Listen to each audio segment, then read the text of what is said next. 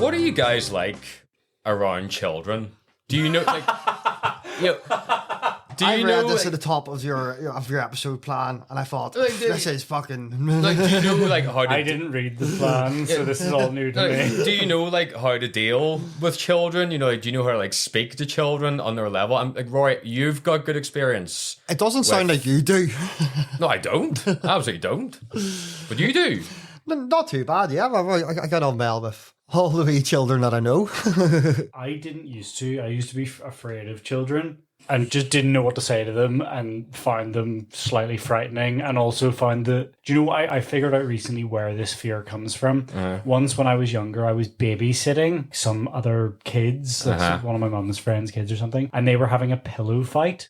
And I was like supervising / joining in, and hit one of them with a pillow really hard in the face, like harder than I intended to, and like knocked them out. and then I was like, oh fuck, I'm gonna be in so much trouble. Like, I've killed their child while they're alive. So yeah, ever since then, I think I've been like very wary. Because I was only like, you know, maybe 12 or 13 or something at the time. Oh, right, yeah. And ever since, I've realised that you can break them very easily if you hit them too hard or whatever. So I'm like very wary of them. I could see you worrying about like trying to patronise a child. Like, no, you shouldn't patronise a child. I could see you talking to them about like the Israeli Palestine.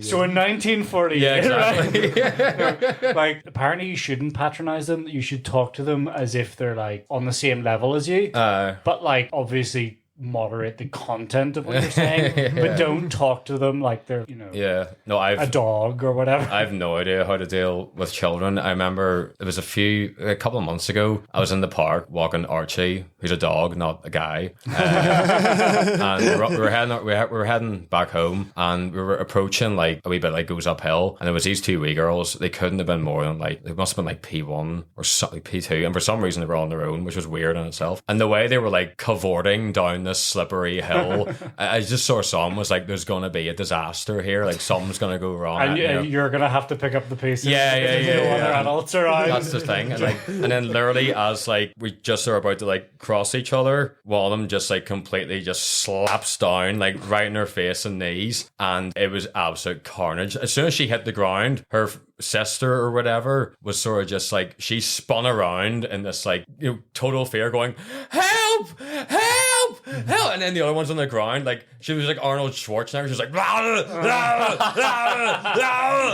like screaming, crying. I'm just sort of standing there like, you're all right, you okay, you okay? And like she slowly got up, and like I saw like her knee, it was a bit red but it wasn't bleeding, and she's still going like, and help, help, help. I'm just sort of like, you're fine, you're all right, you know, you'll be okay, calm. I was like, at one point I was like, calm down. You know, I was like, you need to stop this. Calm down. And then I had to walk away. I had to just back off and just leave. You abandoned children in I saw a more responsible adult approaching, and I thought it looked like I was maybe doing something to them. Yeah, so I was like, I need to get out of here. That's what I was thinking there. I was like, so from the perspective of the other person who was arriving on the scene, there's two children yelling help, and you scurrying off into the undergrowth. It's probably worse I fled in retrospect rather than be like, here, I didn't, you know, I didn't touch them.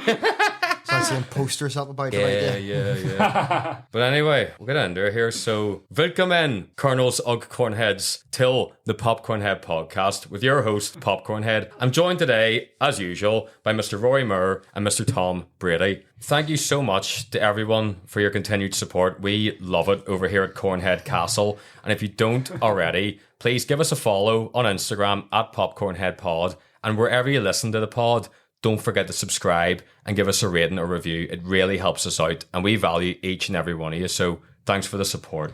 Yeah, if you give us a 5-star review, we can game the system and rise to the heights of podcasting stardom. Justify the expansion of Cornhead Castle. So today we're looking at Thomas Vinterberg's The Hunt, which is a Danish psychological drama starring Mads Mikkelsen. It was released in 2012, and the film follows Lucas, who's this preschool teacher who he lives this quiet, simple life in this very small, close-knit Danish town, and his life basically becomes a nightmare when he's accused of sexually abusing a child in his preschool class, becoming the victim of mass hysteria as the people who once called him a friend rush to judgment. The film, it's a very poignant portrayal of an innocent man's struggle to basically reclaim his livelihood and dignity in the face of this major social crisis. And it also comments on the ease with which misinformation can be spread, how fragile our trust can be, and basically like the devastation of false accusations. It's one of my favourite psychological dramas of the modern era, and it's a career best performance from Mads Mikkelsen. He won the Best Actor award at the Cannes Film Festival for it. I think it was nominated for an Oscar as well. Probably was. According to Prime claims it was, so I assume it was. Now, prior to directing The Hunt, Thomas Vinterberg, he was best known for co-founding the Dogma 95 movement in filmmaking, along with fellow sick guy Lars von Trier, and for also directing the first Dogma film, The Celebration, or Festen, which was released in 98. Holy shit, that's a wild film. Yes. Like, you think this has uncomfortable themes Yeah. of pedophilia? Go and watch Festen. So, hey, what is the Dogma 95 movement? I hear you ask. That's what I'm just asking. Well then, let me tell you. The movement, it was established in 95. It's a manifesto of sorts that basically established rules to create films based on traditional values of like story, acting, and theme, excluding things like special effects and technology. So Vinterberg and von Trier, they would write and sign the manifesto along with the vows that came along with it. And the goal, it was to establish this new extreme which could balance the dynamic of extremely high budget films and basically to try and purify filmmaking to a degree. By focusing solely on just story and performance, they felt they could better engage the audience as they aren't distracted or alienated by production value. So we'll have a wee look at the vows of chastity of the Dogma movement. So, number 1, shooting must be done on location. Props and sets must not be brought in. Number 2, the sound must never be produced apart from the images or vice versa. Number 3, the camera must be handheld. Any movement or immobility attainable in the hand is permitted. Number 4, the film must be in colour. Special lighting is not acceptable. Number 5, optical work and filters are forbidden. Number 6, it's very intense. Number 6, yeah, I love it. Like, I love what they've done with the place, but it's also a bit fucking tragic at the same time. Number 6, the film must not contain any superficial action. 7, temporal and geographical alienation are forbidden. So basically, it must take place in the here and now, that kind of thing. Number 8, genre movies are not acceptable. Number 9, the film format must be Academy 35mm, which is sort of like where you got the black border on either side. You know, it's like a condensed kind of format. You know what I'm talking about. And then finally, and then finally, the director must not be credited. What? It closes with the following statement. Furthermore, I swear as a director to refrain from personal taste, ! I am no longer an artist. I swear to refrain from creating a work as I regard the instant as more important than the whole. My supreme goal is to force the truth out of my characters and settings. I swear to do so by all the means available and at the cost of any good taste and any aesthetic considerations. Thus, I make my vow of chastity. Bit weird. You're still making a piece of art, you fucking idiot. Like, dress it up however you like. You're still an artist. Yeah. Like, you know, come on. Were the first 94 dogmas just as intense? You can see, like, right from the word go in the movie that it adheres to all of those principles. Yeah, to an extent it does. Yeah. Yeah, but like you see, like, what I'm trying to say is it's very true to life insofar as you have normal looking people. They're all kind of like these out of shape middle-aged guys. They're all getting naked to get in the pond for whatever reason. You know, it's very like, you know, there's a real sense of realism. This could just be like a normal group of middle-aged men. I like the look of the camaraderie of the Danish lads. It's all very, you know, we like to drink with the guys. I like that. It's exactly like that as well. They get on exactly like that. Oh, aye. But our leading man, Mads Mikkelsen, he's a former gymnast and dancer who found fame as an actor in the Pusher film trilogy, which was directed by am I pronouncing this right? Nicholas Winding Refn? No fucking idea. Anyway, it's irrelevant. He would achieve worldwide fame for his role as Le Chiffre in the Bond film Casino Royale, and since then he's become recognised as one of the sort of like the top character actors. It was like for his worldwide fame kind of thing, you know. Kind of like Christoph Waltz in Glorious Bastards. Yeah. Right. So yeah, as we said in The Hunt, his character character Lucas, they're accused of sexual abuse as the result of like an innocent lie from a child. And this happens to be the daughter of his best friend, who's played by renowned Danish actor Thomas Bo Larsen. Oh, he's so good. Great. While they were filming, Bo Larsen, he was struggling with alcoholism, so much so that his fake beard he had to wear would constantly drop due to the enormous amount of alcohol in his blood. I thought it was a real beard. You'd think so. I was fake. Yeah. But he came from a very dysfunctional home where alcohol was no stranger, and he fell in with sort of similar boys in the concrete ghetto. And by the age of 15, he'd already lost 2 friends to substance abuse. At 13 years old, he was on hash, shrooms, speed, and lighter gas. Holy shit. Yeah. It wouldn't be until 2013 when Bo Larsen would actually go to AA and begin his recovery, and he's now drug and alcohol free with this newfound appreciation for life. So Thomas Vinterberg, he's talked about, this is very weird, he talked about an incident in the year 2000 in which a child psychologist came to his door on a snowy night asking him if he was the guy who made Festin, and gave him a stack of case files. I mean, that sounds like a film in itself. Yeah. You know, it's Holy shit. So the film The Hunt would be based on various cases, but they just sort of adapted them to the rules of fiction, you know. Thomas, he wrote the part of Lucas originally as more of a very silent type, like De Niro in The Deer Hunter. But Mads, he felt Mads brought this real strength and beauty to the character, so they would change it a bit to give a bit more depth to the role of Lucas. Here, a little aside about the Deer Hunter. On reflection, thinking back at it, it's like really good at the start, then incredibly boring, and then there's a brilliant scene near the end. You know, the famous Russian roulette scene. A lot of it's and the rest of it is like unwatchable. A lot of it's De Niro trying to fuck Meryl Streep, isn't it? Yeah, something like that. Yeah, Walken's ex. Yeah. But Mads Mikkelsen himself, he was emotionally attached to the script from the get-go. He was provoked by the concept of not being able to put a finger on anyone to truly blame as being the culprit. Basically how every character in the film just reacts out of either love or fear or both. The young child actor, Annika Witterkop, who played Clara, she was never told things about the film that would basically get her hands dirty, you know, just that she had lied about this man. She's a wee bitch. And then it was basically an area that she shouldn't enter, you know, because you wonder how they would handle things like that when it's such a very sensitive subject matter, you know, but there you go. So Vinterberg, what the fuck is her deal as well? Like, what is she? Is it whenever she goes to like kiss him on the lips, whenever he's like playing with the other boys, and she like runs over and like kisses him on the lips, and he like bats her away. It's just his rejection of her. Yeah. So it's that moment then that leads to the rest of it. And they giving her back the wee heart thing and saying you should be better giving it to one of the other wee boys. Yeah. Because that comes immediately afterwards, right? Whenever he's like telling her off for that. Exactly. And then he gives her back the heart and she kisses like, her fuck you. Kisses her just for mommy and daddy. Yeah.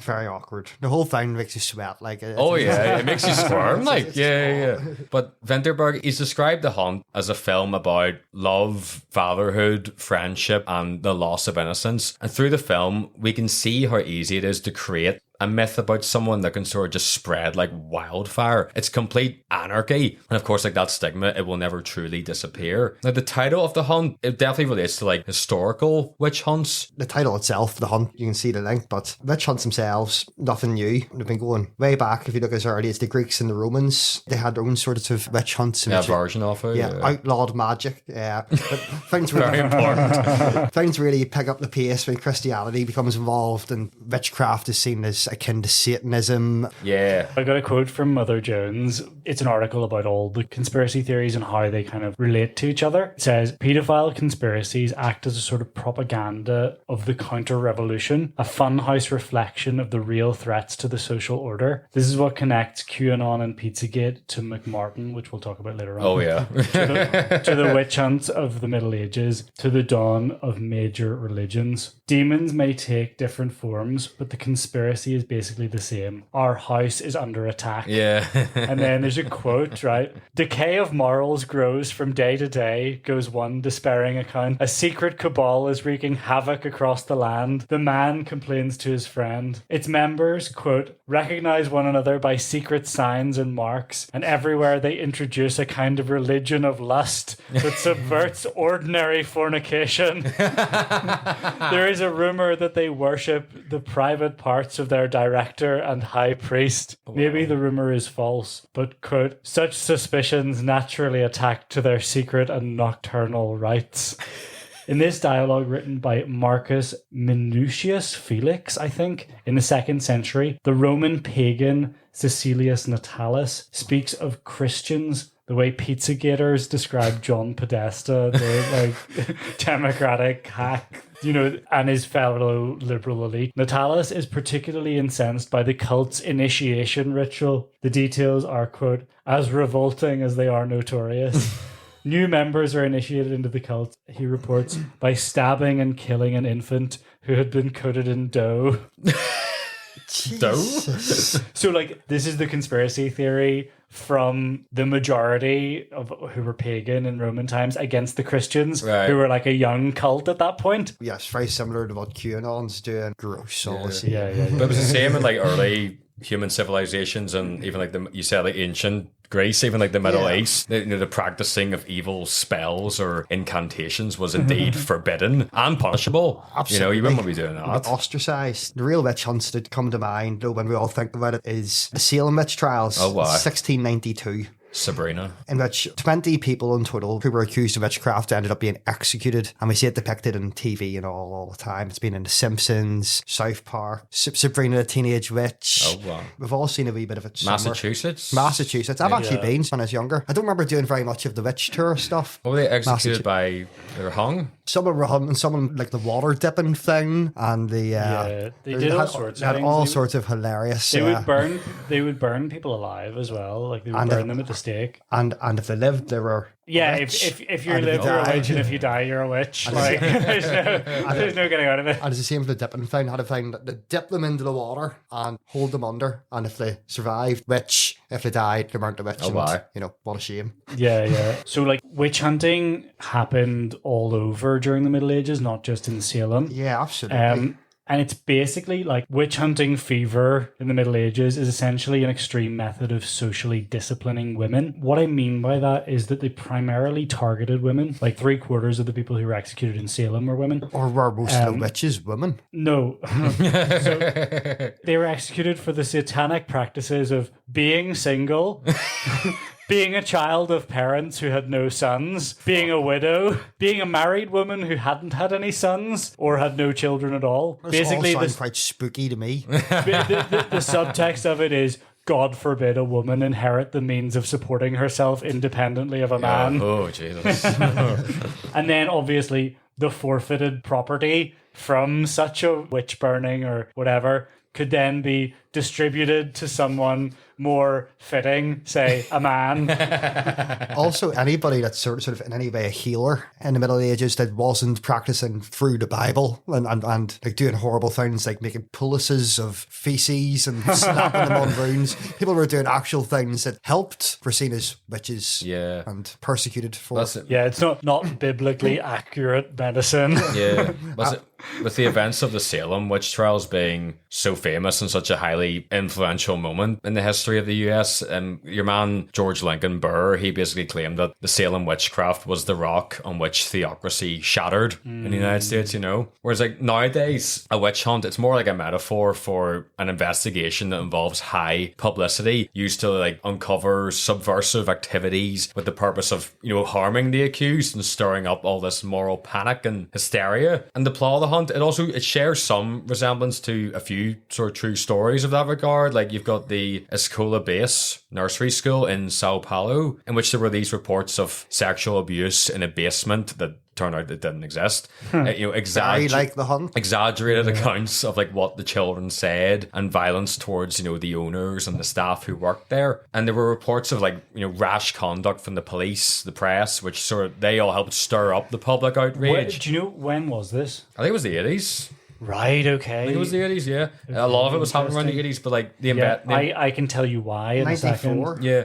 Was it 94? Yeah. What is Escola Base? Oh, Must have. It was probably the the way in those days everything you get a movie from the States way later further away. It was it's like that, but for the backlash to women's liberation. It didn't get there until about 10 years after. Yeah, 1994. So, like, the investigation and widespread coverage of that case, it led to the school being closed. And, you know, the owners and staff who had been accused, they lost their jobs, became isolated from the community, and even a lot of them even fell ill with, like, stress, phobias, and actually heart disease as well. The incident, it's actually still studied in journalism, psychology, law, and social sciences, basically just, like, casting the light on the necessary precautions of investigative journalism. Yeah, it's really interesting because this all comes about, like, the way to understand these kind of moral panic is as an expression of reactionary politics. So what that means is a reaction against social progress. Like in the 1970s, before all of this kicks off, like this round of moral panic that we're talking about, you have women making strides towards equality, you know, having their own careers. Yeah, they're actually starting to work. Yeah. Rather than being dependent on like a breadwinner, which then means that their status in the household becomes more equal with the man. And you also have reproductive rights starting to be granted in America. And you also have an anti-rape campaign. And in that campaign, you get the idea, which is very familiar to us now, of believe victims. Because there, you know, with the whole Me Too thing, there was like another round of that. Yeah. And then as a backlash to that, that language gets co-opted and flipped around. So whenever you get this panic over daycares that starts in the 1980s, they start using the language that the feminists were using in the 70s. Like, oh, you have to believe the victim and everything. Like, the epicenter of it in the 1980s is this place called McMartin in California. It was a daycare. Very, very similar story to The Hunt. You know, it's like a mother claims that her child has been abused in this daycare, and then that snowballs into this like huge conspiracy hysteria, where like there's a pedophile ring and there's a basement that doesn't exist, all the same kind of shit. The daycare center in itself becomes the epicenter of the 80s backlash to it, because even going back to the 60s, the right in America, or like the conservatives in America, whatever you want to call them, were claiming that daycares were a communist plot to destroy the traditional family.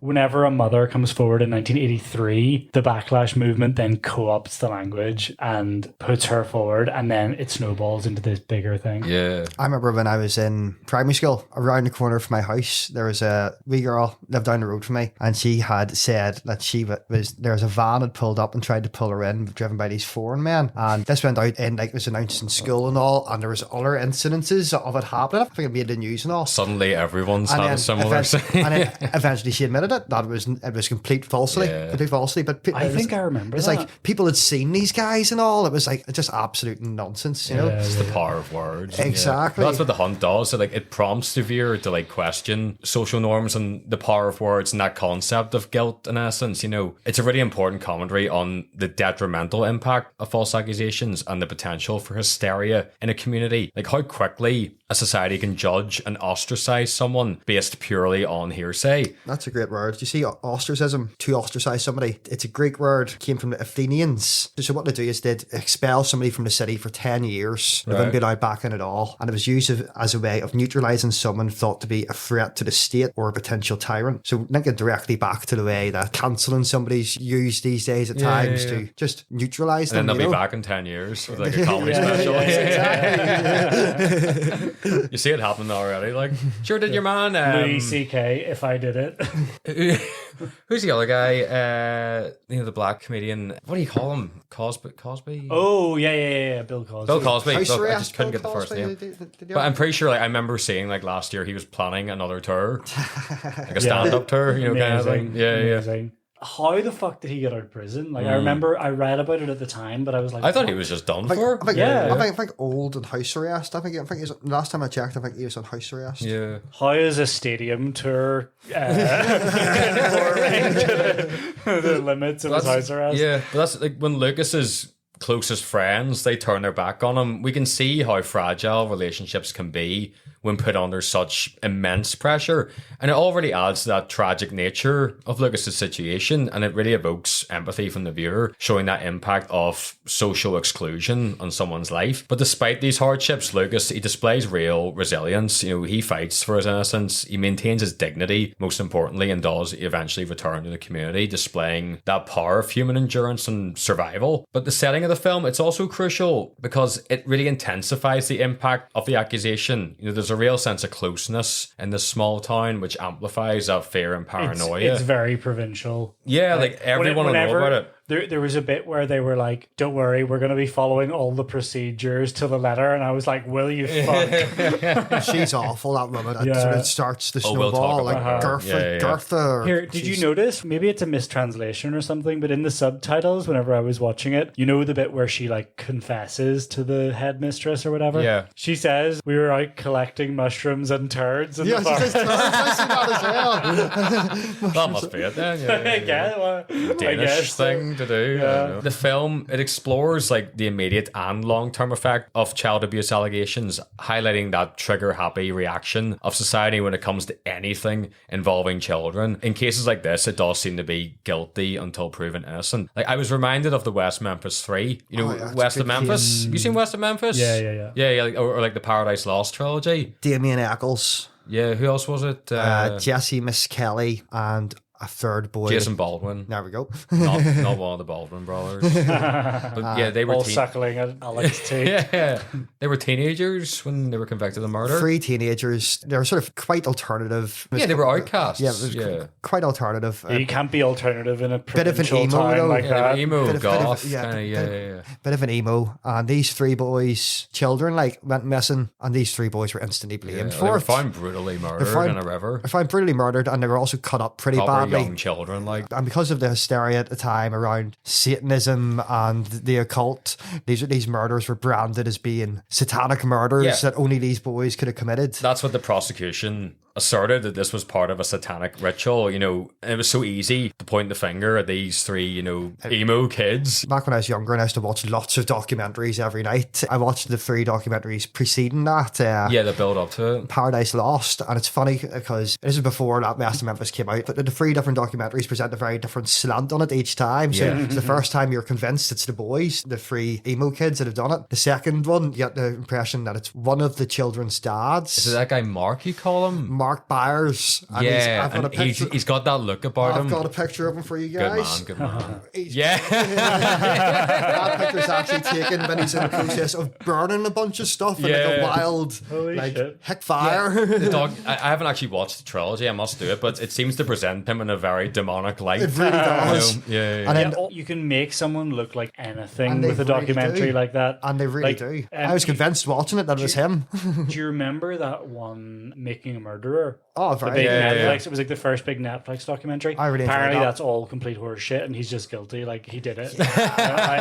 From what I've heard, I heard recently about this. Stephen Avery. Yeah. There's like incontrovertible evidence that they just left out. But the case surrounding the West Memphis 3, it created global controversy with Johnny Depp. Like the conviction, it came off the back of little to no evidence. And Peter Jackson. Most of it was dubious, and then you had like the emotional bias of the court. They wanted blood for blood, like they were gagging for blood. And yet blood. And then West of Memphis turned attention to the other potential suspect, Terry Hobbs, who was stepfather of one of the murdered boys. And then with new evidence being uncovered, it linked him to the crime scene. And then it came out that he had this history of violent behavior. He like a lack of an alibi and all these damaging statements made against him. Like, his nephew even claimed that Hobbs confessed the murders to him. One of the really interesting parts of that was the whole occult angle that was painted on it the whole way through the case, and that obviously led to such hysteria. Marilyn Manson was believed sort of person getting blamed, like the same way with the Columbine massacre. And, Marilyn Manson's music's blamed. That's right. I forgot about that. So this whole idea that anything dark, because they've eventually got a new forensic analysis to come in and look at everything, and all the marks on the body that they were putting down to being like satanic cuts of the rituals the boys were doing. Like symbols and things. Trying to be turtle bites, because been because the and there's a big thing. The genitals had been mutilated was a big thing, and it was because turtles and like it was turtles. Turtles and like anything that's scavenging goes for bits that are sticking out first, don't they? And the softest, easiest skin. It's also obvious when they looked back on it, and it was. And those boys were in prison for I can't remember how long, but it is a good proportion of their adult lives. It's in their 30s when they got out. That's it. West of Memphis, it goes heavily in exploring that satanic panic of the 80s and the early 90s, during which you had this moral panic of daycare, sex abuse, hysteria, which, like the aforementioned, a school of base, it led to various daycare providers being accused of child abuse, linking it to satanic rituals. And like the Satanic Panic, which is a great name for a band as well. There's bound to be a band called, I just remembered, just popped in my head. Remember when we were in that rock bar in Birmingham and you had that band? Man. And like they were one of the worst bands I've ever seen. I hated them so much. At one, Rory, I don't know if you heard this. At one point, they did a song dedicated to Stranger Things. At one point, they started like, "Who here likes Stranger Things? All right, shout out to Stranger Things. This one's about Stranger Things." Yeah, he was like, but it was like an original song. I don't know. Was it a cover or was it? No, it was an original. I didn't recognize it. Yeah. No, it was a song they'd written. He was like, "If you don't like Stranger Things, we can't be friends." And I was like, "Oh, thank God for that." And at the end of the song, they finished it with everyone in the band who had a microphone being like, "Friends don't lie," along with the music. And I was like, "Oh my God, we need to leave right now.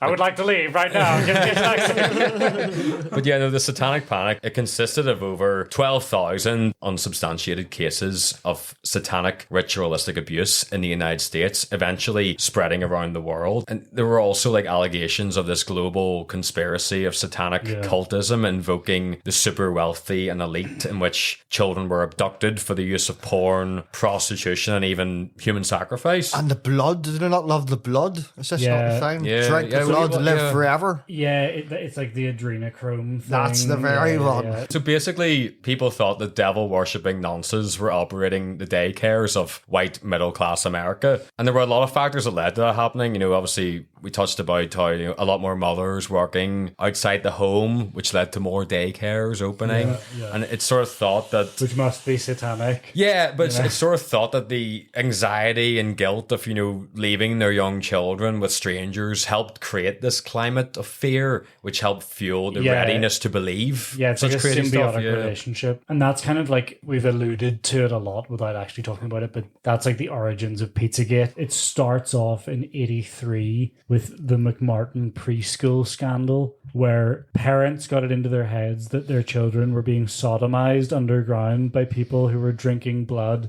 and doing satanic rituals. And the thing that made it even scarier was that it was in the heart of a supposedly safe middle class area where these kind of things don't happen. Yeah, God forbid it should happen. Yeah. Well, of course, nobody witnessed any of this. The mother who initially reported it turned out to be a paranoid schizophrenic. And like all of the claims fell apart like wet toilet paper under like minimum scrutiny. So then it snowballs into a spate of daycare based conspiracy theories all over the country and, as Gavin said, the world. Like, do you remember the theory? There's that one that they thought kids were getting sold on Amazon. Yeah, the Wayfair scandal. Wayfair, that's the one. That's great. Yeah. And they're like these cushions going for like thousands of dollars.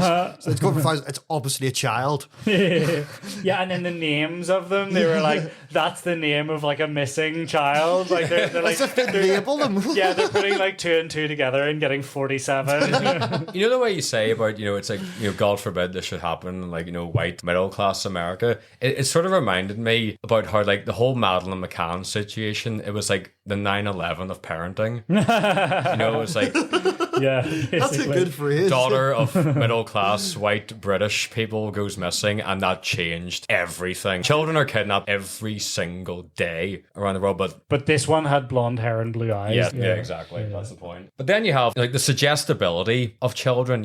Think about being a young child. You just want to please your parents. You'll generally do your best to do as they say and like sort of what they ask. And if a child's like giving a testimony, they can be easily influenced by adults and figures of authority like, police, which can lead to a fabricated testimony. They're trying to tell the person asking them the questions what they want to hear, basically. There was one just after Madeleine McCann. I remember the whole idea that we only cared about Madeleine McCann because she was a cute little child and she was blonde and blue-eyed, as he said, Tom. Yep. There was one not long after, and it got massive public recognition and all, because that was the whole campaign. People don't care about this because she's not blonde hair, blue-eyed. But then it turned out it was a scam, mate. Oh, I can't remember the girl's name. It is huge. Was this touched on in that documentary, the Madeleine McCann one? Because it rings a bell. Potentially, it was also had its own show about it, I think, at one point as well. It's big in the public memory, like, whereas it was a complete fake, and it was like the mum had organised it all, and it was awful. Like, it's absolutely awful. Yeah. If you ask a child an absurd question, rather than acknowledge the question is absurd with no answer, the child will try and give an answer. You know where I'm going from? Like, then if the child is subjected to repeated questions, they will change their answer until they give the answer they think must be correct. Yeah. You see it in Clara, like, she's confused by the end of it. She doesn't have a clue what's going on. She doesn't know. All she knows, she said something, and now he's... And also, just like as it happens in The Hunt, where they're like coaxing the confession out of her, in real life, in that McMartin case, it goes from one child being sodomized in a basement or whatever to a pedophile ring. And then another little boy claims that he saw adults in black robes dancing and moaning and butchering a live rabbit by candlelight. It's just snowballing out of none control, of this is true.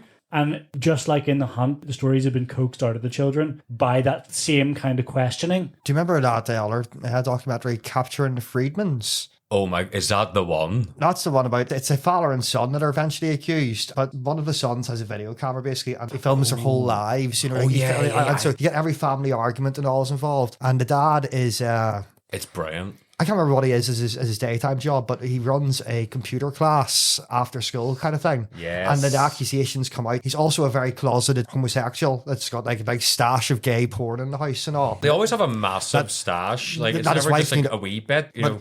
That his wife knew nothing about, and then this was also further used to like paint him as this horrible paedophile. Yeah. I can't remember the ins and outs of it, but I definitely remember the impression I got after the end of the documentary being, I'm not sure if these guys did it. They seem like this is blown out of all proportion. Like, whatever's happened here is not, because all the victims were like, they were talking about like this leapfrog game, all these things that sounded just, it was really ambiguous, untrue, and like, it didn't sound like any of this was possible. And the son that was accused, it also didn't sound like it was possible. It all just all sounded madness, but it was a small white community hysteria. When you mentioned that documentary, I immediately started thinking about that other one where the guy ends up jerking the guy off in the car. Oh, that's the best. What's that one?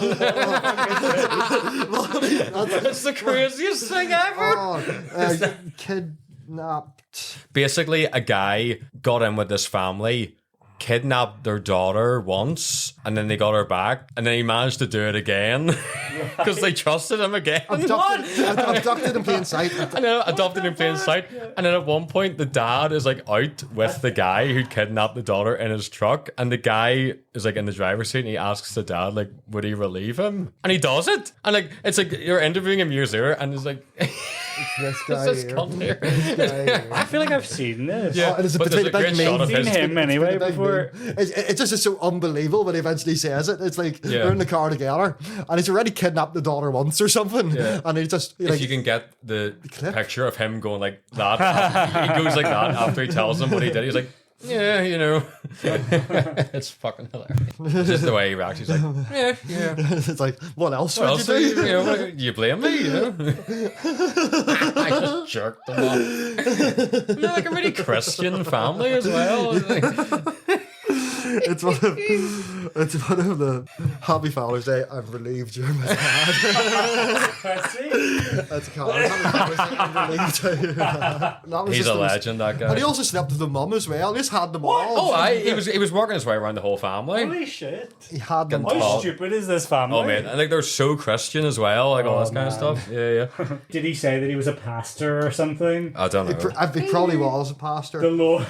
So yeah, the Lord commanded me to your daughter. So you've also got things like interview bias, wherein, questions are asked in a manner that they believe will extract statements that will act as evidence. It's something that it's been a very recurring theme on this podcast with all the films, like Memories of Murder. Leading questions. I feel like there was something else. Like misleading questions. But as you said, they're like positive sort of reinforcement that contain testimonies, like encouraging the child to cooperate and, reacting positively when they are given the answer they It's want. like training a dog. Yeah, as opposed to getting the truth. Children are likely to fabricate a story if they think they'll receive positive reinforcement. At one point, you says, like, we are so happy with you that you. Yeah. If you look at that the number of scene, times you tries to recount it. She's constantly trying to say it didn't happen, and they're like, "Oh, you're just too, it's just too painful for you to remember." It's like, no, it's not. It's like, it didn't happen. And no wonder she's so confused by the end. She Yeah. has no idea. But She has no- yeah, if she's we so look at that confused. scene where Clara makes the initial accusation,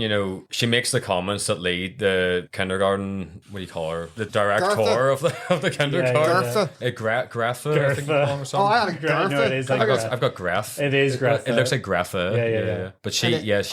I just have the E and the R on her around. I Gertha. Yeah. Bertha. Is it Bertha? Yeah. But Clara, she makes the comments that lead Greta to believe Lucas has basically exposed himself to her. We should point out that the reason why she says what she says is because her older brother and I think his friend have this like picture of a cock out on their it's on their iPad. Yeah, and they're like showing it to her. I was watching this with my girlfriend and she was like, "What the fuck? They're assholes." Oh what yeah, the hell? it's just naivety of being that age, like. But like, would you ever show your baby sister a big cock? Oh, I know. You know what I mean? It's an introduction to like adult sexuality that she just doesn't understand at all, and like. But it's good that the film gives you that whole, like, you see where she's got it from. Yeah. Like, Oh, yeah, of course. it's a very clever film. Yeah, it's really Yeah, good. no, it's the whole like accusation part. It's a real good examination of sort of like miscommunication, innocence, and the power of suggestion. Because as we sort of mentioned earlier, prior to this, Clara's given Lucas this little heart-shaped trinket of sorts, and Lucas sort of politely refuses it to maintain that professional kind of boundary, which Clara takes personally, and I think she's just embarrassed basically. And Well, she's jilted, or what's the word? Do you know what I mean? well, I think just as a child, it's embarrassment. Yeah, probably. just embarrassed. But Clara, she doesn't accuse Lucas of anything directly. She incorporates that explicit image she saw into her conversation with Greta, and she's like innocently trying to make sense of this sort of adult world that she just doesn't understand at all. Yeah. And Greta, she interprets the comments through the adult filter, jumping to conclusions. She pretty much presumes guilt right from the bat, Yeah, Like I mean, I suppose in that situation, what she's saying could easily be interpreted in that way. oh yeah, absolutely. And it's yeah. it's like, if she doesn't take it seriously, her job's on the line, her Absolutely. reputation's on the line. So she's like, without knowing the full picture, and because she like presumably because of protocol, she can't tell him who it was, so he can't explain what happened. Then the possibility for a reasonable explanation goes out the window, and then that leads to wild speculation. Absolutely. She doesn't personally question Clara further to sort of clarify what happened. And you see why, because she's a child and all that. And but that leads her to rushing. She wants a quote unquote expert to help her do it. But that scene where Clara does make the accusation, it's really well done. Like, it uses a really high contrast of light. Where Clara's sort of like sitting in the shadow of the office, and like Greta's out in the light. And it reflects the contrasting sort of beliefs and emotions, innocence and guilt, truth and lies. It's a very well done scene. And yes, then you got like the questioning scene where the innocence of a child basically acts as the trigger to a really devastating chain of events, and the misunderstanding escalates significantly and puts Lucas in this dangerous situation. So the child psychologist arrives, who reminds me so much of that guy in South Park. That episode, what did you call the episode? The Poor Kid? And it's that guy Mr. Adams, who's always referencing the Penn State scandal and everything he does. Like, Penn State was basically, what happened was there was an assistant coach of the football team was molesting kids for like 15 years. If I'm not mistaken, there's a now quite high-ranking member of the Republican Party called Jim Jordan who like looked the other way, which is hilarious. Yeah. Like, don't quote me on this, but I'm fairly certain that he was involved in it and like covered it up or like looked the other way. Yeah, that guy, I love that guy. He's only in one episode, and he's so memorable, Mr. Adams. He's like, I see you kids have been horrifically, physically, and emotionally abused. Oh wait, this isn't your case, pal. It's the Penn Penn State Gazette, you know. I put innocent children into a dangerous environment. What am I, a recruitment coach for Penn State? He can't stop like making the reference. It's so funny. And giving headshots. Do you have my headshot? Yes, we have it already. Thank you. He's. I think they look similar, like him and like that child psychologist that come in, definitely. and he's asking all these probing and very leading questions, sort of guiding Clara towards confirming this accusation rather than seeking the truth. And Clara, Yeah, terrible. You can see the police doing that, especially in America, especially in the past. Yeah. Whenever they have reached a conclusion that they want to find, and they're like coaching the witness to get to where they want them to take them, if that makes sense. Like Clara, she's so easily influenced and even confused by the questions. She even denies there being any wrongdoing, but she's pressed to agree with what the adults are presenting to her as the sense of like tension and insistence escalates. And her initial denial and confusion, it really highlights her innocence and misunderstanding. As a child, you know, while the adults are blinded by fear, they're ignoring these signs and pushing their own narrative. You know, it's a very important examination of societal fear and paranoia and that deep-rooted fear of child abuse. Yeah. So if we go back to what we mentioned earlier about the Escola-based daycare incident and all that, I was reminded of a similar incident which we have mentioned already, which relates to what we're talking about in terms of social context. And it's another notorious case of abasement that didn't exist. And we're talking, of course, about Pizzagate. So Pizzagate, it's a conspiracy theory that originated in the US during the 2016 presidential election cycle. Basically what happened was the personal email account of Hillary Clinton's campaign manager was hacked. It was released by WikiLeaks. Yeah, published by WikiLeaks, and some of the emails just contained, you know, casual conversation about food. Which, like, most of my conversations are about food. The code words that they pick out are so funny. I think cheese pizza is code for child pornography, according to these like this coded internet language. sleuths. But then also cheese means a young girl, and hot dog means a young boy. Oh, wow. And sauce apparently means an orgy. It's like, like these people are obviously just ordering dinner. You fucking morons. The theory, it claimed that like high-ranking members of the Democratic Party were operating this child sex ring out of a pizza restaurant called Comet Ping Pong in Washington, D.C. If you actually look up... Like, it's obviously just an election strategy to elect Trump. Like, and the funniest thing about that is that, like, there's so many pictures of Trump in Jeffrey Epstein's house or, like, on Jeffrey Epstein's plane or whatever. But, like, that's not relevant. The Democrats, they're up to their necks in it. Yeah, I'd recommend looking up the reviews for Comet Ping Pong during that time because they're absolutely 10 out of 10. The theory, it spread and was discussed on social media and conspiracy websites, even leading to this incident where a man from North Carolina traveled all the way to the restaurant and fired a rifle inside with the intent of investigating these allegations. He was genuinely coming to save the children. Yeah. And found out that not only were there no children there, but there was no basement. That does sound how you launch an investigation in America, though. Oh, yes, Everyone definitely. starts Rushing into the building and firing a rifle. Nobody move! It's really lucky nobody was killed. Yeah, nobody was even injured, and he was, of course, arrested, Yeah. you know. And the theories, they claimed that the basement of Comet Ping Pong was used for illicit activities, although it was later confirmed the restaurant does not, of course, have a basement. And the logo, it was also interpreted as being like a symbol used by nonces. It's so funny. They're baking the crumbs. Apparently that's what they call it. The theory, of course, it's been heavily debunked, but it continues to persist online. Not only does it persist, it mutated into QAnon, which, like, it's basically like, it's like a bunch of other conspiracy theories grafted onto that. Like all the musicians and every music video is somehow telling us Who are that some of another the devil. examples of that? Maybe Lady Gaga. They think Lady Gaga is like the devil incarnate. One of the quote-unquote bad boy from Boyzone apparently thinks that Taylor Swift is doing demonic rituals on stage. That's what I that heard Sam recently. Smith performance. Yeah. I got it bad. Robbie Williams got pilled during the pandemic. And, like, it's not what you think, basically. He got pilled by people commenting on his music, telling him that it had satanic themes in it, like secret satanic themes. And, like, unlike a normal person who, if they saw that, would be like, what the fuck are you talking about, you absolute lunatic? He was like, really? I'd never noticed before.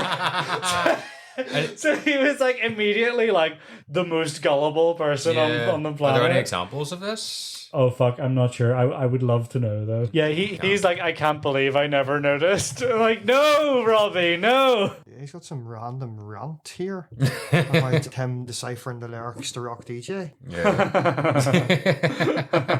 It's just nonsense. I never thought too deeply about that song. I just think it's great. Yeah, I know. I don't think there is a deep meaning. I think it's entirely the product of an unsound if you're mind. looking for it, you'll find it. Yeah.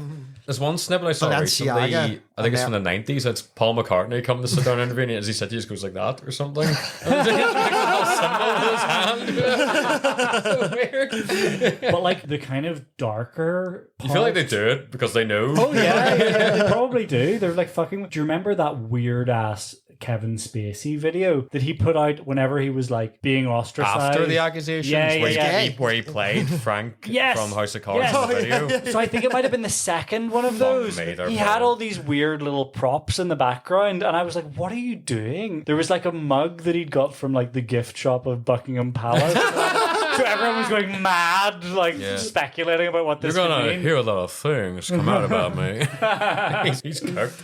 I know. But what I was going to say, the darker thing about QAnon is that it has some disturbing parallels to a Nazi conspiracy theory. So in QAnon, they talk about this event called the Storm, which is basically when all their political opponents will be rounded up and executed for their, crimes against whatever, which is like basically identical to this thing in Nazi lore called the Day of the Rope. Like it's almost exactly the same thing, which is, very normal and like we should definitely not be worried about this at all. You know what I mean? So, what else does this remind you of? Sort of like and pizza. Prince Andrew and Pizza Express Pizza working. Express. You got it. So. Prince Andrew, the Duke of York, he made headlines because of his relationship with financier and all-round non-Sky Jeffrey Epstein. One of his one of his accusers basically claimed she was forced to have sex with Prince Andrew in London in 2001 when she was 17, which Prince Andrew has denied. And on this BBC Newsnight interview, Prince Andrew would use Pizza Express as his alibi for the night in question. And the alibi, it quickly became a point of public interest, jokes, memes galore, and much like Comet Ping Pong received a slew of reviews relating to the incident, which are brilliant. Amazing. It also seems odd for like a high-ranking member of the royal family to distinctly remember going to a chain pizza restaurant like Pizza Express 18 years prior to an interview. It's very strange. Yeah. I can't imagine a royal ever being in Pizza Express. I can't imagine a royal Pizza Express is shit. having I can't imagine a royal having heard of Pizza Express. Maybe that's why it sticks in his mind so much, because it was so wild. It was so shite. It's the most wild thing ever. The worst, yeah. It's the lowest thing he's ever done. Yeah. Like if you were he claimed that he had an injury from the Falklands War that meant he couldn't sweat, which was very He can't sweat. Like if he couldn't have been sweaty at a nightclub or something. Like if you were a conspiracist, you would undoubtedly try and link this and the pizza angle together. 100%. It's like they're laying it out for you. You can understand why people are conspiratorial when they see shit like this. Yeah. Like as I was saying about Donald Trump, he was so close to Epstein, but like the whole QAnon stuff completely covers that up or doesn't want to talk about that because it's a political conspiracy theory that's in favor of him. So like it's convenient to leave him out of it. Imagine he was Q. QAnon. Imagine it was him with those messages. I don't think it would be It's very funny if it was, but I would say it's someone who supports him. Yeah. When you said Q, I was thinking like Desmond Llewellyn. It's Q and Bond. Don't touch that. That's my lunch. Come on, 007. It made me think a lot about modern perceptions, things like the loss of that sense of community I sort of have now, like how things have changed. Like I don't know about you guys, but I remember like back in the 90s, like we would have caravanned a lot and like you would have just been let loose in the morning. It was just like, right, you go, you do your thing, and everybody's caravan would be open. You'd be in and out of fucking everybody's caravan all day, and there was no worry or fear about anything going wrong. Whereas, now it's very much like, oh, watch out for them and all this kind of stuff, Yeah. It was something I thought about. Like it's like an ongoing process of alienation. Fear your neighbor. Yeah. Fear everything. Yeah. As we talked about way back with the Reaganomics stuff, you get this kind of like gradual erosion of community. So human beings are tribal, like they want to feel part of a group, they want to feel part of a community. And that's why like people get so worked up about like football teams or like religious groups or, you know, whatever. Yeah. Because like they are members of that group. So nothing that group does can do any wrong. It's like, because that's their community, that's their tribe. so when I first watched The Hunt, I knew very little about it in terms of plot, just that, you know, a guy had been accused of something dodgy. You know, I didn't really know anything about the We watched it director. a long time ago. Yeah, When was I that? did definitely. Yeah, I think I must have saw been it like sort of just after it came 2012 out. or so. Yeah, it came out. I remember watching it at your house back in the day. Yeah, Exactly. yeah. I mean, we definitely watched it very early on. But I didn't know anything about the director, Thomas Vinterberg. I hadn't seen any of his films. I don't think I'd actually seen any Danish films before that point. I don't think I've seen any since. Yeah, I knew. Oh, another round. Oh, is that the drinking one? They're all Yeah. What a night. Yeah.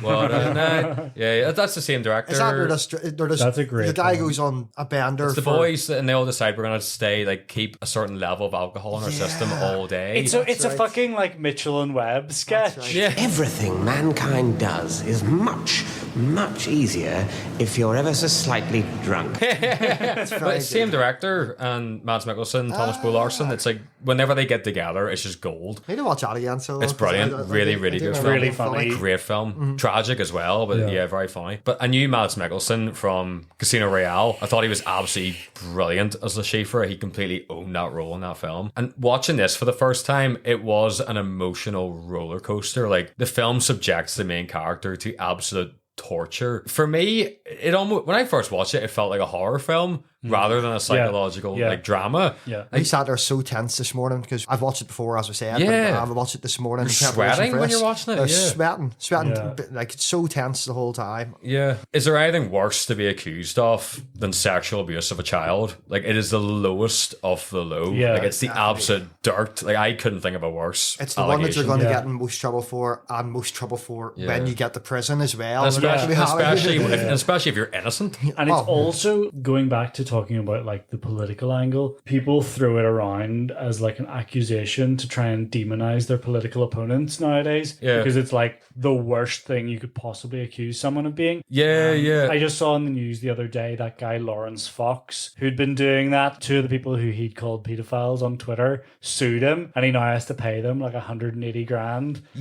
damages, because you can't just go around libeling people like that with no evidence. It's almost- especially in Britain. It's became like a throwaway kind of thing. Like, Which much cheapens the whole thing. Yeah, it's sort of like what happened with sectarianism. Yeah. And like football and things like that, it just became like a throwaway thing. You know, it's just like it's nearly like a common thing to do. And even The referees and ons. yeah, like even the pedophilia thing, it comes into play. If you want to take like a non-sectarian view on, like, if you want to like zoom out a little bit, yes, we all know about the Catholic Church, but like, how many people know about the Southern Baptist Church in America who got caught doing the exact same thing? Yeah. You know what I mean? Always will there be a big accusation surrounding the Catholic Church and all, but it comes down in every side of every community. Right from the very start of the film, even, like, it really reinforces that level of responsibility of someone working in that position of kindergarten care. You know, Mads is basically having to stand there while this kid drops a big log in the toilet and And the kid's like demanding that he wipe his yeah, ass he's for like, him. but he's Like, to mind make your sure manners. he's wiped his arse yeah, properly yeah. and all that. You know, it's like it's such a high level of responsibility. You know, And the kids like refuse it. He's like, "Can you not do it yourself?" And he's like, "No, wipe my arse."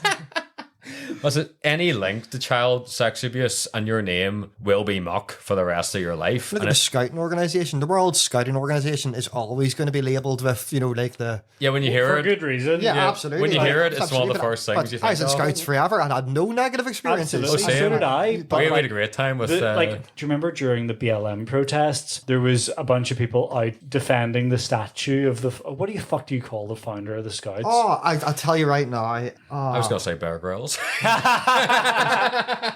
Robert Baden-Powell. Oh wow. Yeah, so there's people out defending the statue of Baden-Powell, but then, like, if you actually look into what he did, or, you know, you don't even have to know anything that he did, and he did cover up shit, but all you have to do linked is... to slavery? Is it linked to slavery? No, or no, is no, it no, linked no. to, linked What? to scouting being God, no, Nazi? I'm sure there is a link to slavery as well in those days, but I think it's more about the young boys. Oh.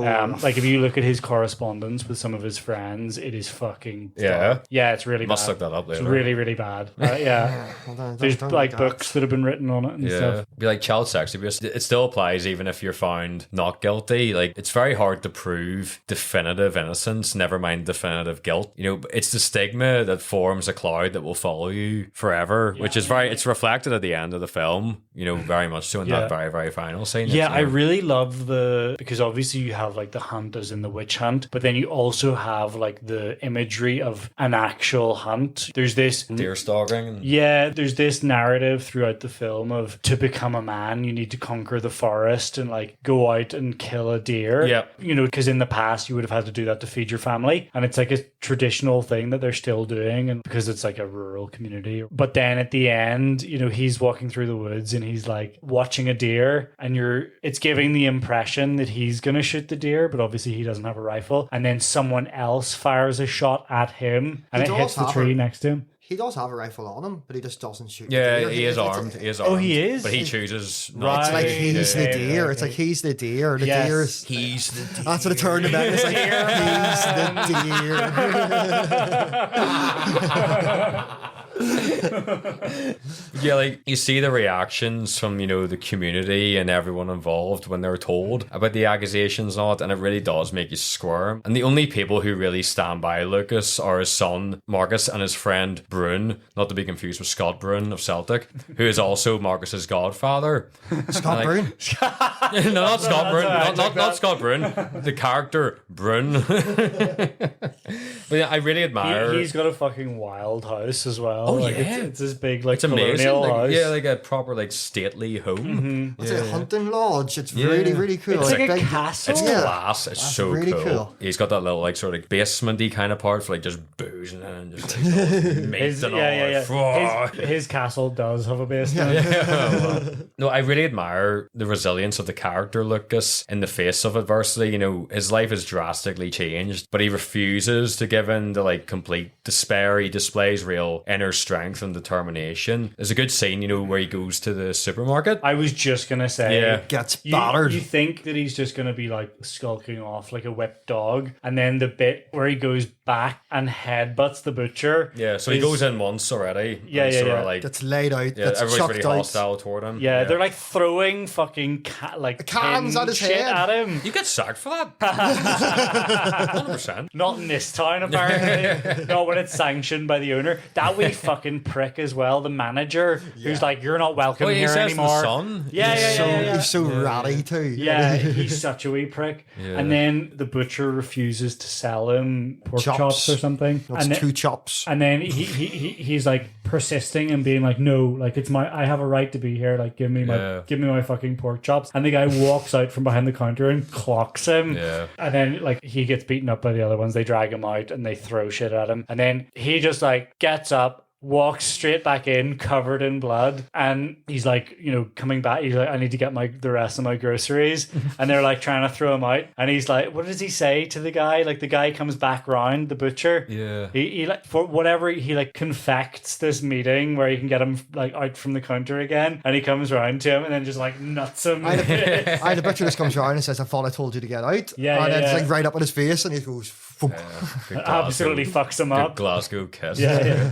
But it showcases his determination to really stand his ground and not be intimidated by false accusations. Yeah, you know? it's an oasis of satisfaction in a barren wasteland of despair. Also, they kill his dog. And that's the saddest thing. It's horrific. Film, It's man. so horrific. It's so Did you sad. look up the doesthedogdie.com before watching it, Rory? I knew it. I did. knew it anyway. I said to Megan before we watched the film, like, we're going to watch this, Megan, but I'm going to let you know that the dog, it's the saddest part, the dog dies. And It's horrendous. I used to have a Springer Spaniel like that dog. Yeah, and it's, yeah. Oh, it's heart-rending. It's awful. Like, no matter what someone has done, it takes a real like special scumbag to kill someone's dog. But the dog The goes- dog has nothing to do with anything. The dog goes on to be in a couple films after, so I know he's the dog's actually credited because, you know, if you're watching Amazon, I'm watching Prime these days on the Fire Stick, there's like the wee extra X-ray feature and you can see who all the actors are. And we were looking at it and the dog came up. The dog's credited. I sent it to Gavin. I sent it to you earlier. No, I saw it. Yeah. I want to see what It's the dog's called like Lena or something. It's something Danish, like, but it's But called. it's got a full name and everything. It's called Fanny in the movie. It's called Lena Romer. It's an O with a cross Probably, through it. it's So probably it's Lena Romer, Lena I Romer. would assume. Very, very good girl though. Yeah, great dog performance. Yeah, absolutely. Yeah. You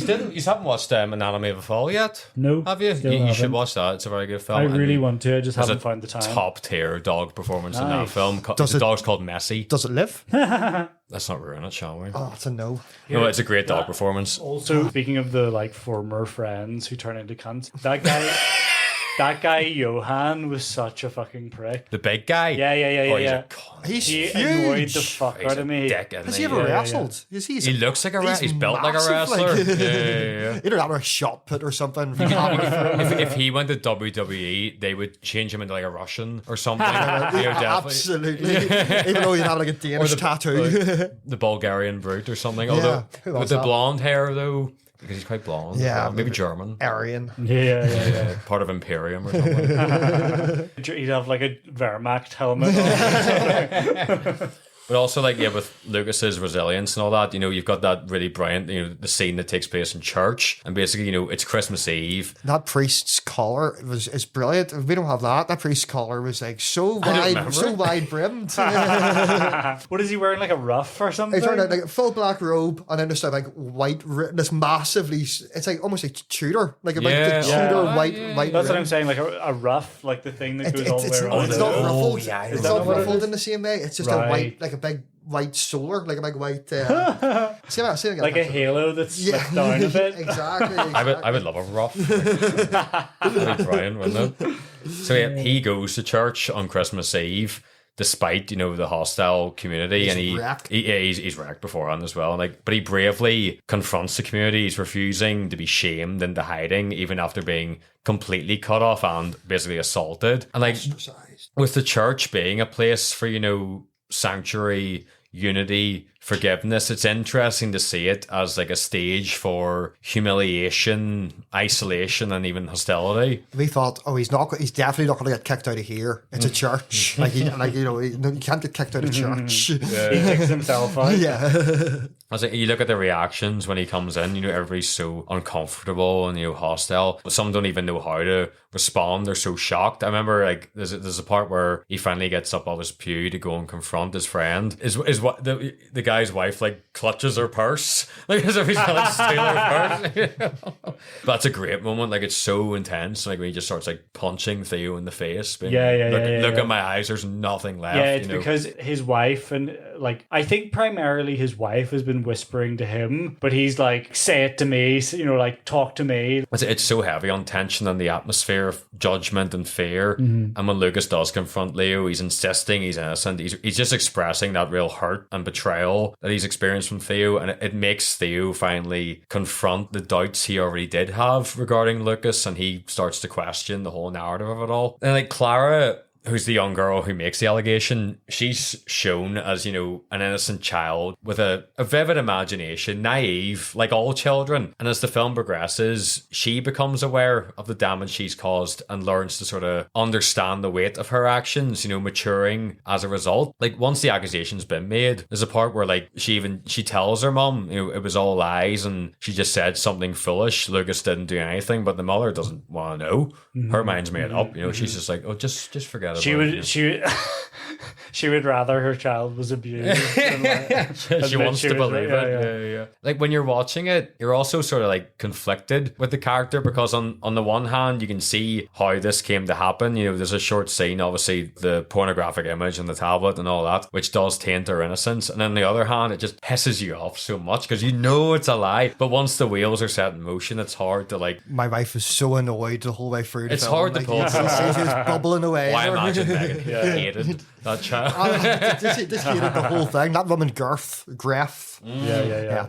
Bad one. But it's true, it's like kids are exposed to so much now. Like, personally, I'd be terrified of having a child. Absolutely petrified of it. Just because, what are you introducing them No to? internet access before a certain age. Yeah, I know. But how do you Ever. avoid that? Like, how the fuck do you avoid that? Like, know. it's so hard to do. Yeah, definitely. It'd be a Like battle. we kind of had the benefit of coming of age around the time when the internet was starting to become a more common thing. Yeah. It was still So, difficult like, to use on your. So, Yeah, you had like that's- dial-up internet and stuff. That's what I remember. Even when we were in our teens, I remember BlackBerry Messenger. That was start getting really advanced. I never even got Yeah. BlackBerry. Never Yeah, got it, Like yeah. the iPhone was a bit later. iPhone Like, hadn't come about until we were like nearly 18. Yeah, exactly. Or So- it hadn't popularized anyway. Yeah, It wasn't yeah, like yeah. everybody had one, you know. Yeah. Whereas when we became adults, those kids were already there. Whereas straight on the iPhone, straight on the Yeah, yeah. iPads. I guess when you had, Yeah, like, we had to like download a picture of Lara Croft with her tits out on like dial-up internet where you're getting like a line of pixels at a Bluetooth. time. And then Bluetooth things to each other, like Bluetooth sending songs and other things on your Sony Ericssons to each other. Oh, terrible. yeah. But then, like, you obviously have your woman, Greta, who's the head of the daycare, who basically she presumes guilt off the bat. And even if her actions do piss you off,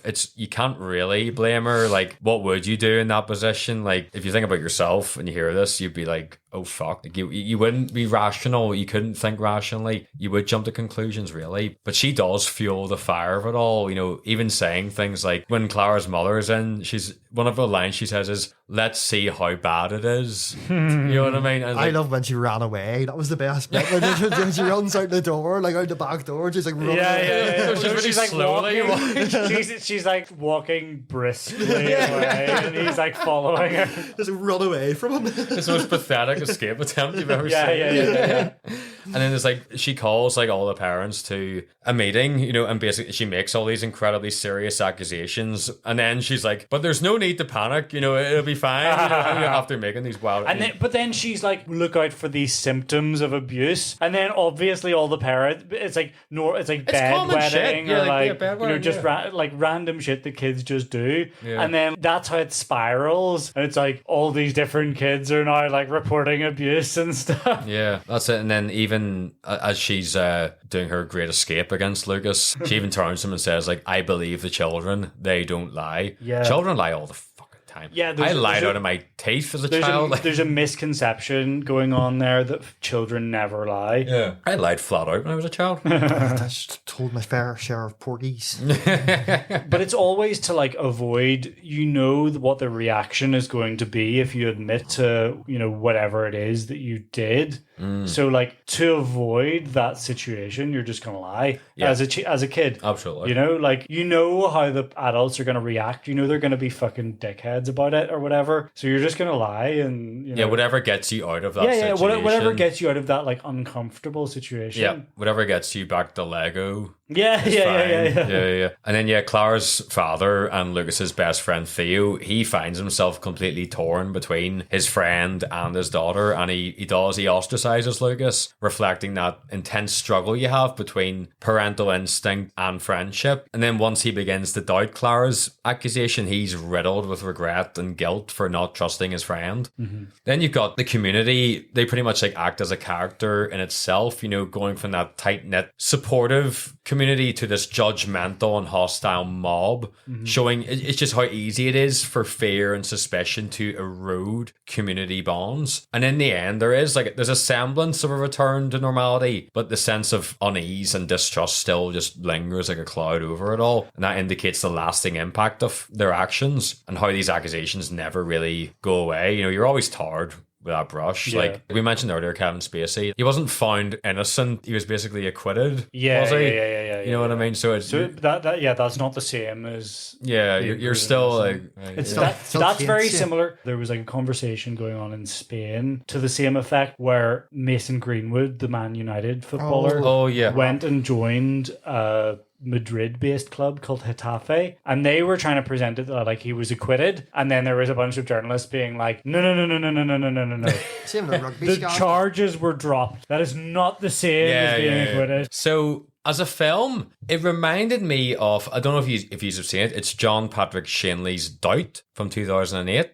with the late great Philip Seymour Hoffman. I feel like I have seen It's it. an excellent film. He basically plays It was a long this. time ago. He basically plays this really popular Oh, priest. I have seen that. Have you seen it? Yeah, I yeah. have seen It's it, a yeah, great yeah, film, yeah. really good film. He plays this really popular priest in New York, while Meryl Streep, she plays sort of like the spiteful nun, and doubts arise in the film as to whether Hoffman's character basically has sexually abused one of the boys. It's like, is it that, or is it Streep's character is just so vindictive that she goes after him out of envy? Like, there are no answers in the film. You're asked to sort of make your own decisions if you even can. But that's a really good one. You could also draw parallels with The Crucible, which was a play by Arthur Miller. Yeah. And it was sort of like an allegory for McCarthyism, you know, the persecution of left-wing individuals and ideology. But it's similar to The Hunt. We've talked about this before. Oh yeah, flat out. Yeah. But it's similar to The Hunt in that it shows how a lie can really whip a community into such a frenzy. Well, the same sort of thing is going on. Like, there's a neo-McCarthyite witch hunt against people who speak out in favor of Palestine. Yeah. Right now. Yeah. So Yeah, there's like you're an there's anti-Semite. Yeah. There's a bunch of journalists that have been axed, including myself,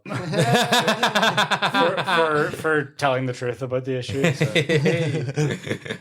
Very good. That's all like, Or just like holding Israeli politicians or propagandists to account. Like, the most famous one in America is Mehdi Hassan, but like he's just gone on to found his own media company. Yeah. So like, you know, it didn't work. but I think Mads Mikkelsen, he perfectly captures that panic and fear of being the wrong man. You know, if they were to like remake something like North by Northwest or whatever, I'd love to see Mads in that sort of role. He perfectly resembles, you know, like Prey. You know, just The harried man. just that nervous energy of like someone being stalked. You know what I mean? Yeah. He's But he really, also- really, really good at it. He also flips that very well. Yeah. And that Hannibal series where he is so sinister. Oh, and he yeah, is so, brilliant, and brilliant. he's very, very, very good. I I never really finished like that. that. I I never remember finished the whole going thing. into but it, I was very much like, oh, I don't want to see Hannibal unless it's Hopkins. Yeah. I Yeah, had yeah. that like preconception before it. So did I, but then brilliant. as soon as I started watching it, I was like, Tremendous. yeah, this is great. He's the best thing about the show. He is definitely. the best thing. Well, I mean, Hannibal's always the best thing about I that. just didn't like the other guy in that, you know, the guy that, and this is Yeah. my design. Yeah, Did my fucking head in. I didn't mind him, but that was the only thing that irritated me a little bit. Like, why do you keep saying that? You don't need Is to that the guy, the Red Dragon character? Yes. Francis Dollarhide? No. Dollarhide is the bad guy in Red Dragon. Yeah, sorry, That's who are you talking about? the- Will Graham? Yes. Oh, sorry, right, yeah, yeah, That's yeah, the yeah. very man. Yeah, Right, yeah, yeah, He's yeah. really annoying. I was upset when I bought it. Maybe still am. So if you look at the modern day, you've got QAnon, and it's kind of dispersed a little bit now because these things always appear whenever there's like a crisis. Like, a very similar thing happened around the smallpox vaccine, or the smallpox pandemic. Yeah. So, you know, that kind of like supercharges your witch trials and stuff Yeah, because people yeah. don't know how to make sense of it. They don't understand science at that point. You could argue some people still don't understand science. But, you know, nowadays, instead of it being women entering the workforce or gaining more equality, it's a backlash against gay marriage, trans people existing. Spoiler alert, they always have. But there's other parallels to QAnon. It's very similar to anti-Semitic conspiracy theories that date back to like the 12th century or something. It's very similar to the blood libel against Jewish people, which claimed they were killing Christian children and using their blood to perform rituals. Oh, wow. But it's also really similar to like Protocols of the Elders of Zion. It's like a similar sort of thing, but it adds in It the also kind sounds of like a band, the Elders. yeah. of It Zion. adds in the elite cabal kind Yeah. of thing. I could see Dio being lead vocalist for the Elders of Zion. One day in the year at the Fox. I love that. Not much has changed between then and now, but like now it's trans people, and it's even gone as far as you can see like the very far out people are already onto like gay people. You know what I Yeah. mean? It's like the trans are grooming our kids, and then the very like extremity of people who are trying to like drag us back to the Middle Ages messages are like, actually, it's also gay people who are grooming our kids. Well, but it's all a panic about saving the children. And like, I find you've got a whole like demographic of people now who just care so much about things that don't affect their lives whatsoever, like their day-to-day lives. Ever has it been thus? But like now so more than like ever in my lifetime anyway. You hear it every single day. But that's what I'm saying. It's kind of like the fallout and like the long tail from COVID. So whenever there's a big crisis like that, conspiracy theories explode. And especially... everybody went mental over COVID. Yeah, like everyone's stuck inside on the computer all day. Of course they're going to go fucking mental. It's the social media where you can go on with an outrageous opinion and be rewarded for it. And yeah, exactly. And people back you up, and you only read people that back you up. You don't pay any attention to any counter argument. Yeah. My Instagram algorithm thinks I'm a conspiracist because when they pop up, you have to watch them because you want to see like what they're actually saying, and it's fascinating. You know all that stuff about like the ice wall and all this shit. And you do end up watching it. So anytime I'm scrolling through Reels, it's all these fucking conspiracy videos coming up. Yeah, like if you dig deep enough in most of them, you'll find Nazis. Like I'm sure with the QAnon one, if you dig deep enough, you'll find Nazis. And also, interestingly enough, if you dig deep enough on the flat Earth one, that's also Nazis. Oh really? Yeah. Like I'm not joking. Most of these kind of viral conspiracy theories, if you dig deep enough, you'll find Nazis. But yeah, like nowadays things have changed slightly, but there's so many similarities to things that happened in the distant past. Like there's other interesting parallels. In the 1st century BC, there was I'm not entirely sure how to pronounce it, but it's like Catalan conspiracy to overthrow the Roman Republic. Oh, and yeah, Catalina or something. Something like he that. was a senator. Roman senator he was up against Cicero. Yeah. There, people said that they swore an oath over the entrails of a boy before eating them. Oh wow! You know, so like this kind of thing goes back so practice. far. And then those kind of allegations were common during the witch trials in the like 15th to 17th centuries. And this is also all kind of pointing towards a lot of political tendencies being motivated by deep sexual pathologies. Like, if you think about the Jim Crow South, there was a real fear of black male sexuality motivating a lot of it. And nowadays, there's a panic over like bathrooms and who is and isn't allowed into certain bathrooms and stuff. It's like big in the world of transphobia, and it's a fear about like predatory men pretending to be trans to get into women's bathrooms, which is like, it's stupid on its face because like you're ignoring the fact that there's like a swing door that they could just walk through anyway. You don't need to put on a fake wig or whatever. And there's also an interesting thing I heard recently. There's a guy in America, it's a Republican lawmaker called Ken Ivory in Utah, who's introduced a bill that aims to ban child involvement in satanic rituals, which includes marriage ceremonies and stuff, you know, like presumably like children getting married to the devil and stuff, or like being involved in satanic rituals, which... So he wants to ban this? He's introduced a bill in Congress to ban this, but like... Interesting. It sounds like he's just watched like season 2 of True Detective or something and like been like, that's happening. Like we need to put a stop to this. But it's also ironic because child marriage is still legal in loads of the United States. Oh, really? 38 states in America. There's either no age limit for marriage, right? Sure. Yeah, and between we could guess a few of them. Nebraska. I always think New Hampshire because they don't have to wear a seatbelt, don't have to wear a helmet. They're all live free or die. That's their state motto. Is that New Hampshire? Yeah, live I free always or thought die. that was Minnesota. No, Minnesota have banned it recently. Oh, good on them. Good on them. Between That's mad. 2000 and 2018, 300,000 people were married under the age of 18. The vast majority of them, 86%, were girls. In 60,000 of those cases, the age gap would have otherwise counted as a sex crime. And some girls as young as 10 were granted marriage licenses. Fuck. Yeah. Only Connecticut, Delaware, Massachusetts, Minnesota, New Jersey, New York, Pennsylvania, Rhode Island, and Vermont have set the minimum age at 18 and eliminated all sex acts. Yeah. All So exceptions. all the others have something between no age limit and something under 18. Oh, fuck. Yeah. But like, you can understand why people are conspiratorial because Oh, yeah. like, when you look at like if you go back to the Trump case, there was a guy called Alex Acosta who was the prosecutor in the Epstein case whenever he first got caught in 2008. And he gave Epstein a sweetheart deal where he could like he had to go to prison, but he could like go home during the day and shit. Yeah. Ridiculous. You just have to make sure you come back. Ridiculous. But there's Come back for your dinner.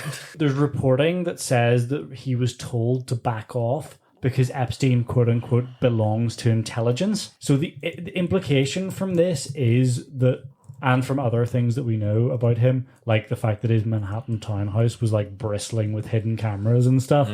And whenever it was raided, they found a folder full of CDs that were labeled with like a man's name and the first name of a girl. Right. Which like disappeared, has never been seen on and heard of again. Interesting. And more recently, we found out that he had ties to like executives at JP Morgan and stuff. And there's emails back and forth where they're like, "Oh, I'll have like Snow White next time." So they're like ordering girls that are It's either cocaine nicknamed, or girls. yeah, nicknamed after Disney princesses, which is so gross. Yeah, I know. So like the implication is that he was being used to get compromat on these like powerful guys to gain leverage over them. Give me Princess Fiona from Shrek.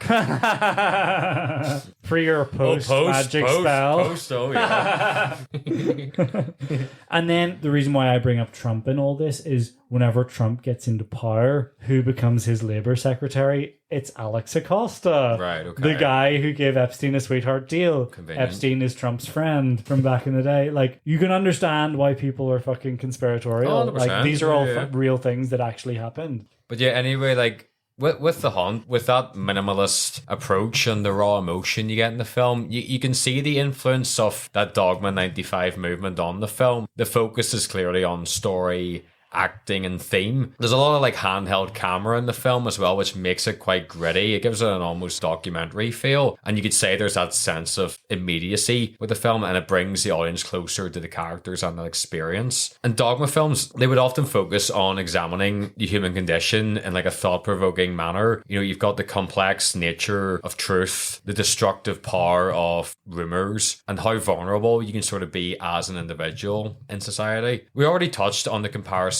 to Doubt, but you could also compare it with To Kill a Mockingbird in a lot of ways. You know, the false accusations on Lucas reflect that of, you know, Tom Robinson. I was trying to remember his name there. Yeah, falsely accused of rape, leading to a trial that exposes deep-rooted racism and prejudice. Yeah. You know, both works draw attention to the destructive nature of false accusations on innocent lives. Yeah, You know, you also get there's an interesting kind of interplay there between racism and sexism, right? Yeah. Because before a certain time, you know, like before the 60s and 70s, if you were a woman trying to report that you'd been raped, you're gonna get the fuck off. Like they're gonna brush you off and be like, "Don't be so silly, darling." You know, like off you go. Like, I'm sure it wasn't as serious as you're making out, unless you were saying that you were raped by a black man. yeah. And then it's a whole there you go. different There story. you go. Breaks Yeah. loose. Rotting on my Mayella. Yeah. Rotting on my Mayella.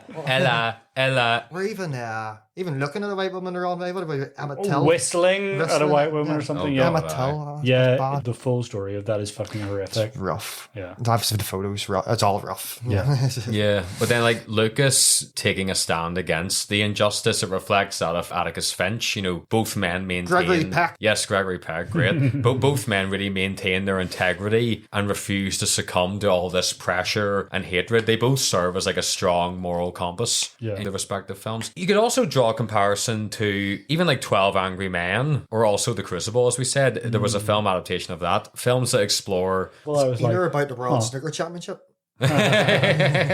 No, there's a Crucible adaptation with Daniel Day-Lewis. from the 90s, which I actually haven't even seen. I've never seen that either. It's like Winona Ryder. We're gonna have to watch this. Daniel Day-Lewis. But amazing. it's not like a very popular film per se, but I would need to watch it. But these are films that explore the human condition when faced with, really highly challenging moral situations. Like, if you compare it with 12 Angry Men, both films have a central conflict revolving around a quest for the truth and the challenge of overcoming preconceived notions and bias so that there actually can be justice in the end. And like, while the accusations of Lucas are based on a misunderstanding and show how perceptions can be so easily manipulated, the jury members of 12 Angry Men come into the trial with perceptions and preconceptions of the accused. He's like a foreign guy and all this kind of stuff, and the evidence Must be guilty. Then. yeah, and the evidence affects their stance and their deliberations. And you can compare the mob mentality of the hunt with the group mentality of the jurors in 12 Angry Men as well,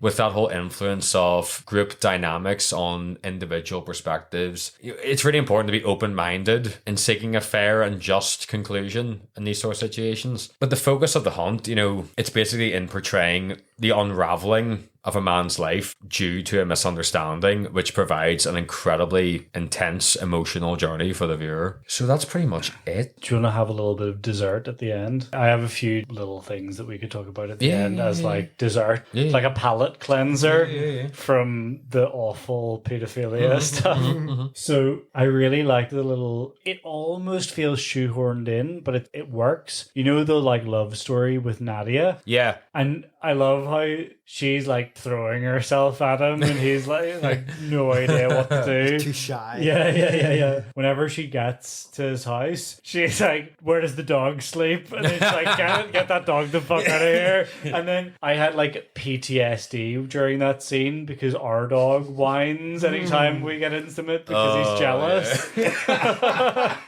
So I like the scene of them having sex with the dog outside, like looking through the frosted glass whining was like that was the thing that hit closest to home for me.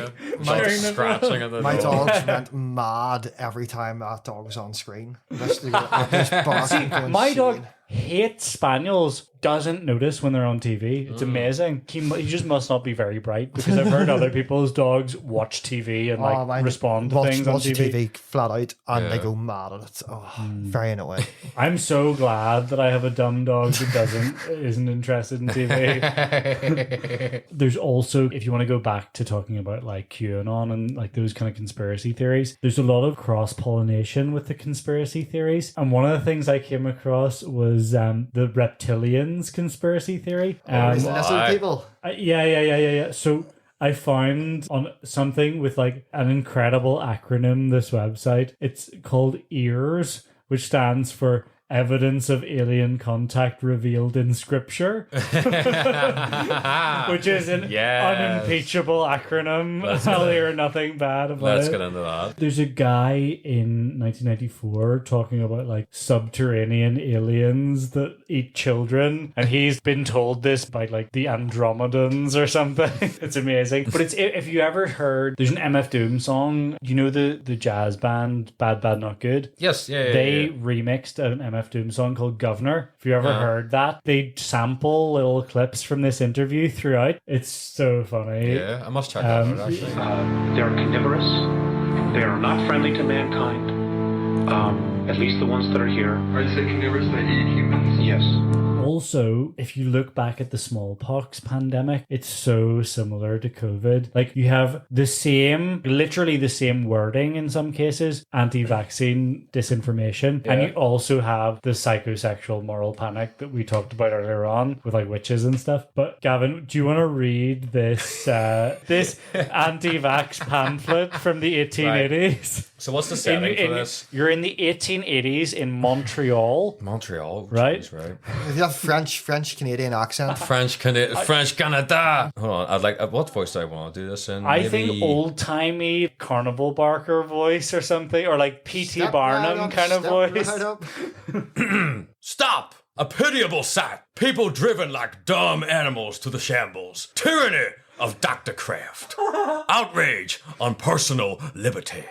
Montreal working men and women forced to be vaccinated. Do you want to describe the picture? Yeah, so the picture is basically this guy tied up. He's wearing a suit. He's tied up between a policeman who has a beard kind of like Leonidas in 300. It's huge. And then on the right, you've got this doctor who Dr. looks... Mengele. Yeah, he looks like that kind of stereotype. Rory, see what I'm talking about? On the right, that guy. Oh, yeah. It's almost like a Benjamin Franklin kind of guy, but with less hair, you know? And he's like shoving this needle into the guy's arm. That's brilliant. That's class. I was like, nothing's changed. Yeah, literally nothing has changed. So what happens in the 1880s is, in a bid for fame, this guy in Montreal starts to claim that he's the only doctor who, quote-unquote, dared to doubt the fetish of vaccination. But it turned out that he'd actually been vaccinated during the pandemic. And he was just lying about the whole thing. But he and his acolytes did so many things that are similar to the anti-vax movement nowadays. Like, they doubted the severity of the smallpox epidemic. They claimed there was no epidemic. They claimed the vaccine didn't work, but also claimed that it caused illnesses. They pointed to supposed experts in Europe that agreed with them. Like, all the same shit. It's amazing. Yeah. Like, nothing has changed. I know. Right, is there anything else? Any other business? I saw the name Lars Ulrich in the credits at the end of the film. Did you? I don't know why. Yeah. Couldn't be the same one. I don't think it's the same one, but I thought it was remarkable. I know his dad's a ripping Danish guy. Like, if you've seen yeah. Some Kind of Monster, he's the most Danish dude. You looking it up, Rory? Yeah. There was a lot of Danish settlers in America. A load of them settled in this cut off part of, like, it's like in the north, in the middle of America. It's very snowy. It's like near, where's Fargo? Dakota. Is it Dakota? North Dakota? I don't think so. Is it not? I was thinking Minnesota for some reason. It is, Yeah, yeah, is it not Minnesota. Minnesota, which is Yeah. sort of central north. Is it not near Dakota? Yeah, so up there, a bunch of Dutch settlers like fucking trekked into the snow and settled there for some reason. Fargo is in North Dakota, but it's right Really? beside. What was that state you said? Minnesota, It's right because beside- they talk with that Minnesota accent. Yeah, Or yeah. they talk about Minnesota North nice. Dakota, or not North Dakota accent. Yeah. I thought The it was more reason- Minnesota for some Yeah, Minnesota. But like pretty where Fargo in the is. new Fallout, the new Fargo TV show, which I thought was really good. They have this thing at the start where they define Minnesota nice. You know, it's very similar to Northern Irish nice. You're like nice to someone's face, but then you bitch about them. behind their back, you know? Yeah. Well, yeah, thanks for joining us, Colonels and Cornheads. We appreciate it as always, and we will see you next time. See you later. See yous. Ta-ra. Good one. That was great. Somebody had to fucking say it. I forgot. Their preference is children. You know, and we've been told, you shouldn't talk about that. You know, there are other people say, well, you better not talk about it. Well, you know, why not? They're responsible for 31,712 children disappearing in the last 25 years in the United States. Vocals spill over like the chilling words of Jehovah or the cup that runneth. Let's keep it 100.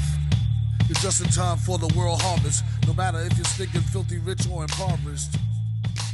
On or offline, they out to get that new